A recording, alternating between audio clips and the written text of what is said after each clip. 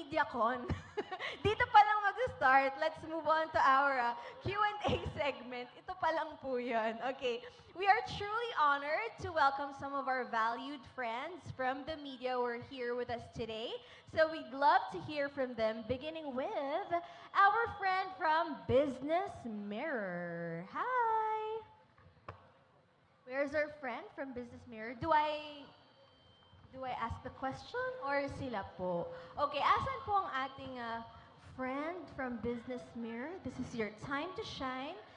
Please ask your question for our beloved Don Bell or our cast and director of How to Spot a Red Flag. Okay, ako na lang po ang magbabasa ng kanyang question. Okay, this is for Direk Dwayne. This is for you. Sorry, I keep on surprising you. No?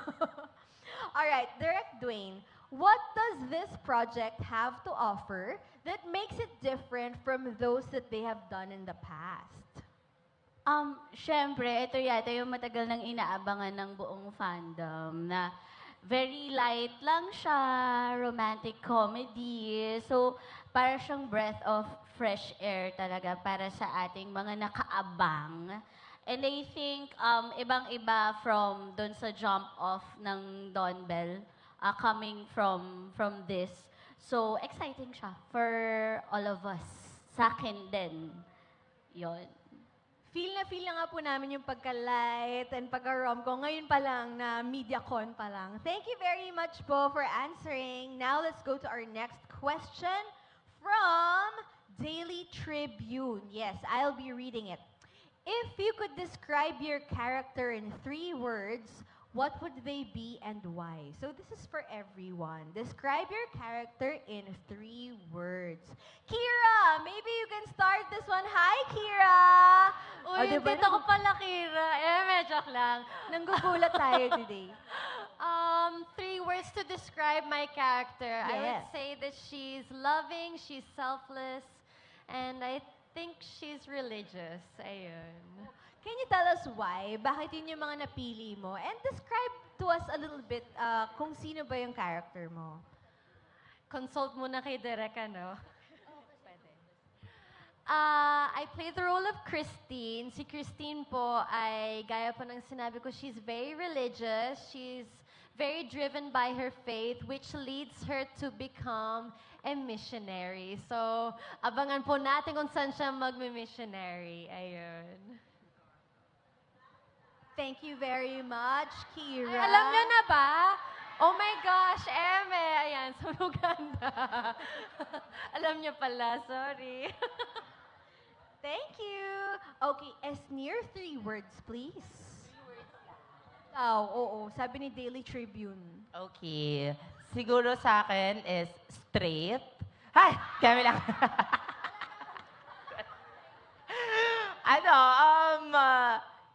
Bubbly.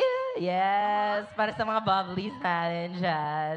Tapos, bestie and sulsol sa best friend. Yes. No matter what. Aabangan namin yung mga sul-sul mo na yan. Okay, Jameson, how about you? Brotherhood, waves, and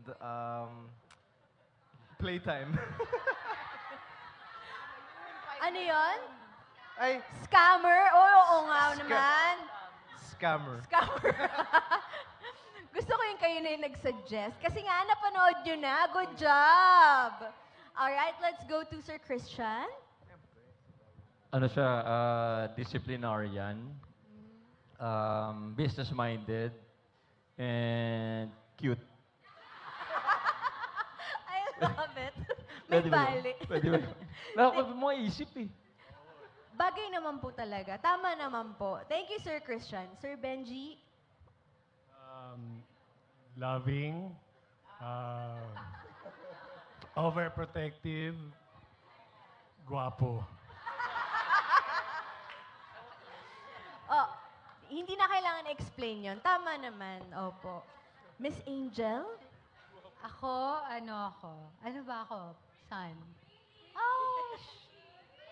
Oh! Magandang maganda daw, sabi ng anak ko eh. Baduy nyo ah. Pretty lang kayo, sa kanya magandang-maganda. Wow. Anyway, no. Very loving, supportive, and clingy. Di ba, no? Ang clingy ng nanay mo. Ay. Thank you, Miss Angel. Miss Mylene.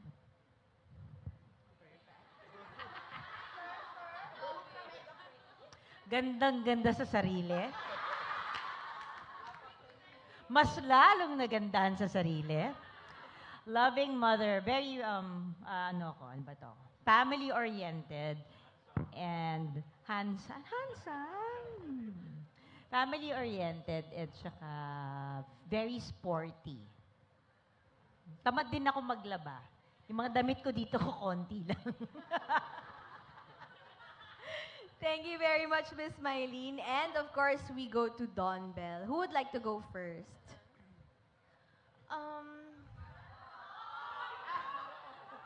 Yun nga, pupunta pa lang tayo doon. Wait lang. And then, ano muna, family-oriented si Cha. Wait lang, wala nang bilangan ng words to. Ang hirap naman po ng Sige, 3 sige. words. Go. Family-oriented si Cha. Matulungin siya sa family niya. So, family-oriented siya. Second is, passionate siya sa kung anong gusto niyang gawin. Sa cafe niya, ayan, sa pagtulong ng parents niya. Minsan, passionate din siya sa love. Nasobrahan. Yun nga po, going there, marupok. So, yun. Yun po si Cha. Thank you, Belle. Donnie. Si Matt naman. Bright. He's a very bright guy. Charming. And loving. Parang ikaw lang din pala, Donnie. Okay, thank you. And now we have, of course, the one and only Mr. MJ Felipe in the house. Palakpakan po natin! Wala siyang mic. Ito na po, may express delivery tayo ng mic. There you go. No, magti-TV Patrol na kasi ko, ihahabol ko na to. Nakakabata Mylene, Angel ha. Yung mga sagot ninyo, yung energy ninyo, grabe. Pero Bel, I saw the first episode. I made sure that I watched the first episode bago ako pumunta dito. So, hindi mo natapos yung line mo. Mas cute ka sa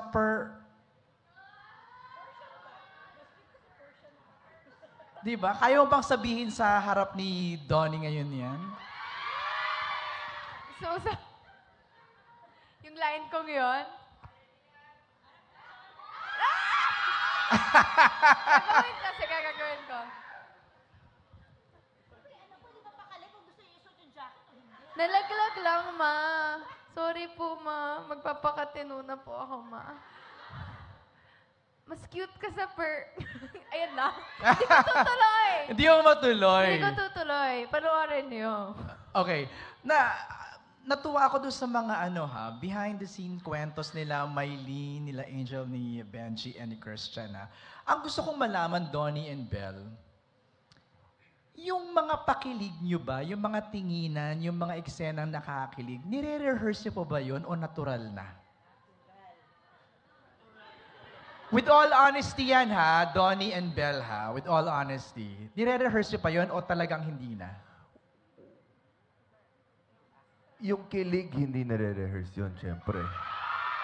Pero, hindi, kasi, to be honest, dati, nung nag-start pa kami, hindi namin pa nagigets yung emotions ng isa't isa, yung ibibigay ng isang character sa isang eksena, how we'll give and take. But, after working with each other, I think for this specific series, yes, we would rehearse yung lines and stuff, or yung actions for the most part, but ang ginawa namin, and direct also really allowed us to have this free spaces. Whatever happens na lang sa eksena, yun na lang yung mangyari.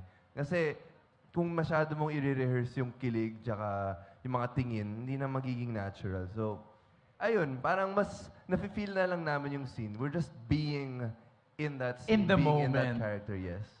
So yung napapanood namin, natural na yon. Yes. Sana. I think, kasi you can't fake it eh. Hindi mo naman pwedeng ipeke yung kilig, di ba? So, yeah, totoo. Kinikilig ako sa scenes namin. So, di ba?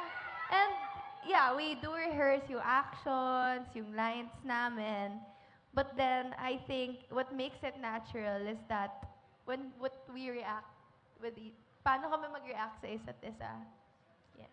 Yung, last na lang po, yung kilig kasi, hindi yun na-fake eh, di ba? Talagang natural yon. So may something ba kaya natural?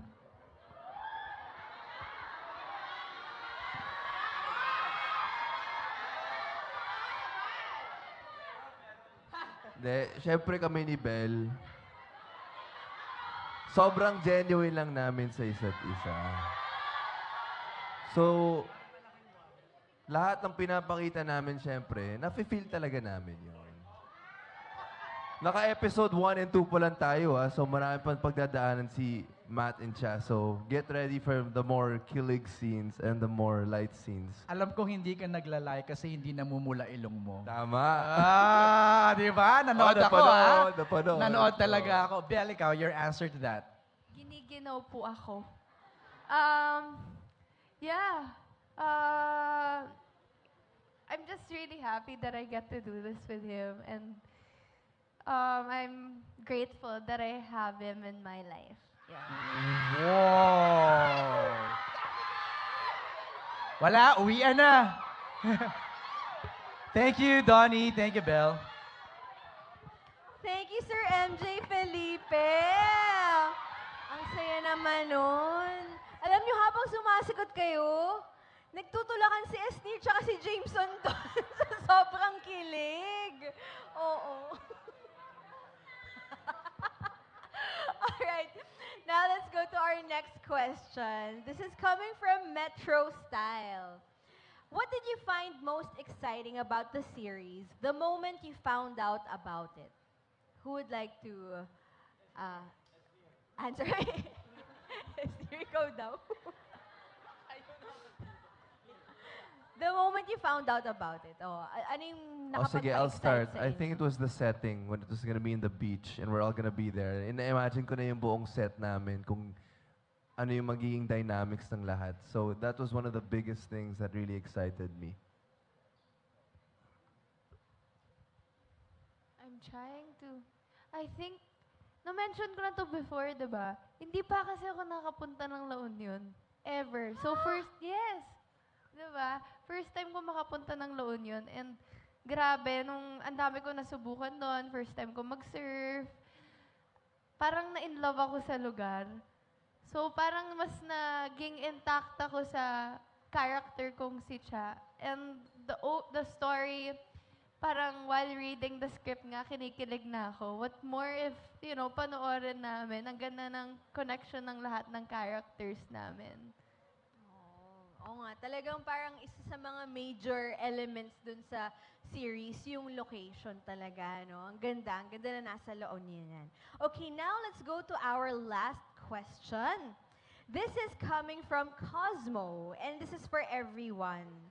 What would be your ultimate dating advice for people who are looking for real love in this day and age? Yun. Yung Sir Christian favorite si Esther. Advice. So, ultimate dating advice for people who are looking for real love in this day and age. Sa akin pa talaga. Siguro, yung masasabi ko is, you don't find love, you let love find you. Wow! Chinat GPT ko yun. Yes, I believe na don't rush things. Kagaya nga sa mga na-experience ko ng mga friends ko these days na parang napi-peer pressure, they really want na wala pa akong ka-experience, malapit na. Watch ka. Malapit na o malapit sa'yo? Yes, ayun.